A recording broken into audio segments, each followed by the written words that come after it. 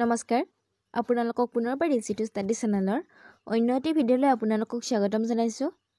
আজিৰ এই ভিডিঅ'টোত আপোনালোকৰ মাজলৈ কেইটামান সাধাৰণ জ্ঞানৰ অতি গুৰুত্বপূৰ্ণ কুৱেশ্যন এনচাৰ লৈ আহিছোঁ।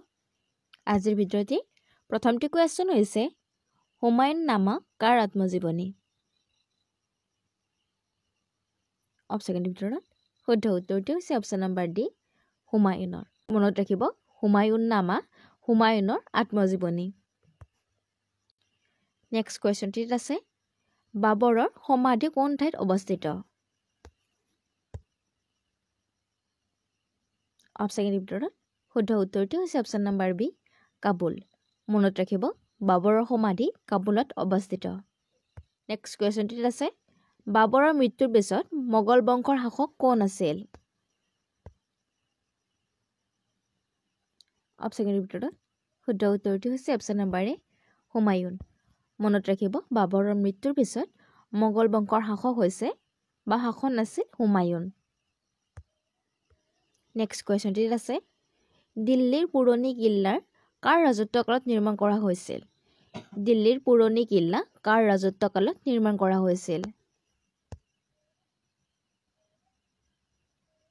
অপশ্যনৰ ভিতৰত শুদ্ধ উত্তৰটি হৈছে অপশ্যন নম্বৰ এ আকবৰৰ। মনত ৰাখিব দিল্লীৰ পুৰণি কিল্লা আকবৰৰ ৰাজত্বকালত নিৰ্মাণ কৰা হৈছিল। নেক্সট কুৱেশ্যনটিত আছে তলৰ কোনখন দেশৰ মুদ্ৰাক টকা বুলি কোৱা নহয়? অপশ্যনৰ ভিতৰত শুদ্ধ উত্তৰটো হৈছে অপশ্যন নম্বৰ বি ইণ্ডোনেছিয়াৰ। মনত ৰাখিব ইণ্ডোনেছিয়াৰ মুদ্ৰাক টকা বুলি কোৱা নহয়। বাকী যি তিনিখন দেশ উল্লেখ কৰা আছে এই তিনিখন দেশৰ মুদ্ৰাক টকা বুলি কোৱা হয়। যেনে নেপালী দেশৰ মুদ্ৰাক নেপালী টকা, শ্ৰীলংকাৰ টকা আৰু পাকিস্তানৰ পাকিস্তানী টকা বুলি কোৱা হয়। কিন্তু ইণ্ডোনেছিয়াৰ মুদ্ৰাক টকা বুলি কোৱা নহয়। নেক্সট কুৱেশ্যনটিত আছে কেনবেৰা কাৰ ৰাজধানী?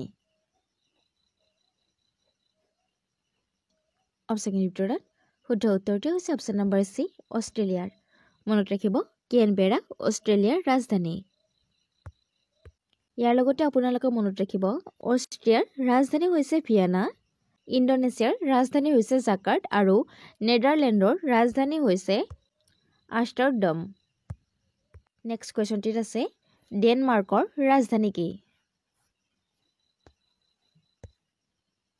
অপশ্যনৰ ভিতৰত শুদ্ধ উত্তৰটি হৈছে অপশ্যন নম্বৰ এ কোপেনহেগন।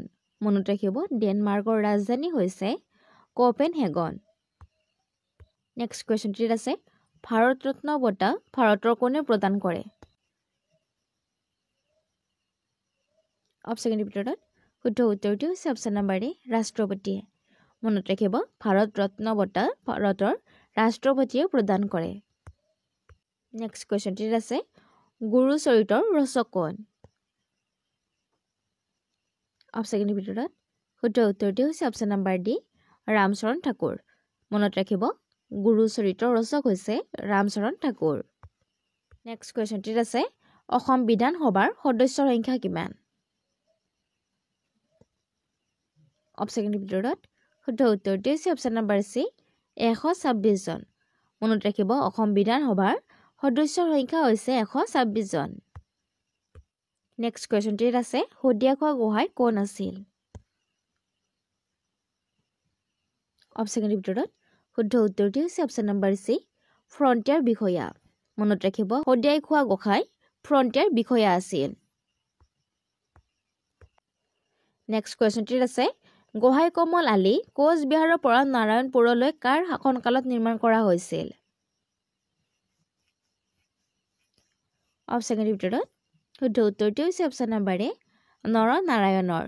মনত ৰাখিব গোহাঁই কমল আলি কোচবিহাৰৰ পৰা নাৰায়ণপুৰলৈকে নৰনাৰায়ণৰ শাসনকালত নিৰ্মাণ কৰা হৈছিল। নেক্সট কুৱেশ্যনটিত আছে ভিয়েটনামৰ মুদ্ৰা কি?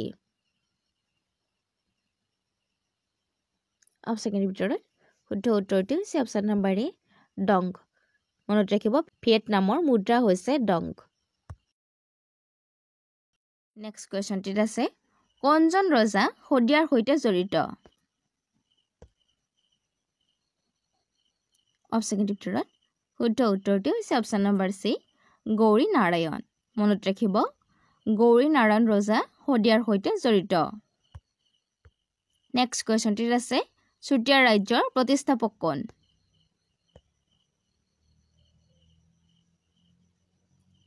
অপশ্যনৰ ভিতৰত শুদ্ধ উত্তৰটি হৈছে অপশ্যন নম্বৰ এ বীৰপাল। মনত ৰাখিব চুতীয়া ৰাজ্যৰ প্ৰতিষ্ঠাপক হৈছে বীৰপাল। নেক্সট কুৱেশ্যনটিত আছে সেন বংশ কোনে প্ৰতিষ্ঠা কৰিছিল? অপশ্যনৰ ভিতৰত শুদ্ধ উত্তৰটি হৈছে অপশ্যন নম্বৰ বি নীলধ্বজ। মনত ৰাখিব সেন বা সেন বংশ নীলধ্বজে বা নীলধ্বজ ৰজাই প্ৰতিষ্ঠা কৰিছিল। নেক্সট কুৱেশ্যনটিত আছে বাগটেৰ খিলিজীয়ে আক্ৰমণ কৰাৰ সময়ত অসমৰ ৰজা কোন আছিল? অপশ্যনৰ ভিতৰত শুদ্ধ উত্তৰটি হৈছে অপশ্যন নম্বৰ চি পৃথু। মনত ৰাখিব বাগটেৰ খিলিজীয়ে আক্ৰমণ কৰাৰ সময়ত অসমৰ ৰজা আছিল পৃথু। নেক্সট কুৱেশ্যনটিত আছে শালস্তম্ভ বংশৰ দিনত কোনটো বিখ্যাত মন্দিৰ নিৰ্মাণ কৰা হৈছিল? অপশ্যনৰ ভিতৰত শুদ্ধ উত্তৰটি হৈছে অপশ্যন নম্বৰ ডি মহাভৈৰৱ। মনত ৰাখিব শালস্তম্ভ বংশৰ দিনত মহাভৈৰৱ বিখ্যাত মন্দিৰটি নিৰ্মাণ কৰা হৈছিল। নেক্সট কুৱেশ্যনটিত আছে শাল বংশৰ প্ৰতিষ্ঠাপক কোন? অপশ্যনৰ ভিতৰত শুদ্ধ উত্তৰটি হৈছে অপশ্যন নম্বৰ এ শালস্তম্ভ। নেক্সট কুৱেশ্যনটিত আছে শেহতীয়াকৈ কোনখন ৰাষ্ট্ৰই ইউৰোক নিজৰ মুদ্ৰা হিচাপে গ্ৰহণ কৰিছে?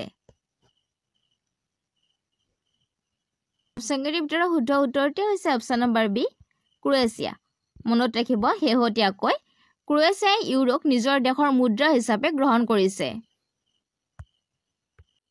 নেক্সট কুৱেশ্যনটিত আছে চাইবেৰিয়া আৰু ইউৰোপৰ পৰা নতুন প্ৰজাতিৰ পৰিভ্ৰমী চৰাই কোনখন ৰাজ্যত দেখা গৈছে? অপশ্যনৰ ভিতৰত শুদ্ধ উত্তৰটি হৈছে অপশ্যন নম্বৰ বি ত্ৰিপুৰা।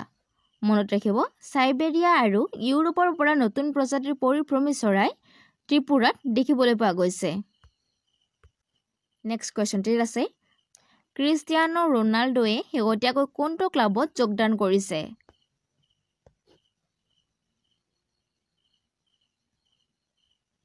অপশ্যনৰ ভিতৰত শুদ্ধ উত্তৰটি হৈছে অপশ্যন নম্বৰ চি আল নছৰ ক্লাবত যোগদান কৰিছে।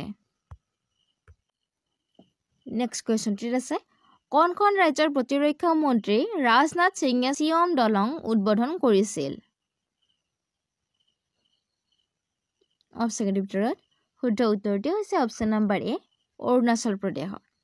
মনত ৰাখিব অৰুণাচল প্ৰদেশত প্ৰতিৰক্ষা মন্ত্ৰী ৰাজনাথ সিঙে স্বয়ং দলংখন উদ্বোধন কৰিছিল।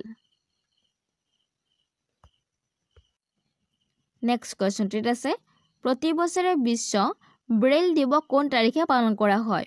প্ৰতি বছৰে বিশ্ব ব্ৰেইল দিৱস কোন তাৰিখে পালন কৰা হয়?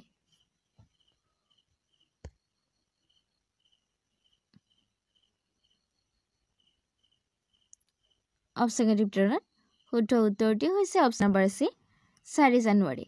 মনত ৰাখিব প্ৰতি বছৰে বিশ্ব ব্ৰেইল দিৱস 4 জানুৱাৰী তাৰিখে পালন কৰা হয়।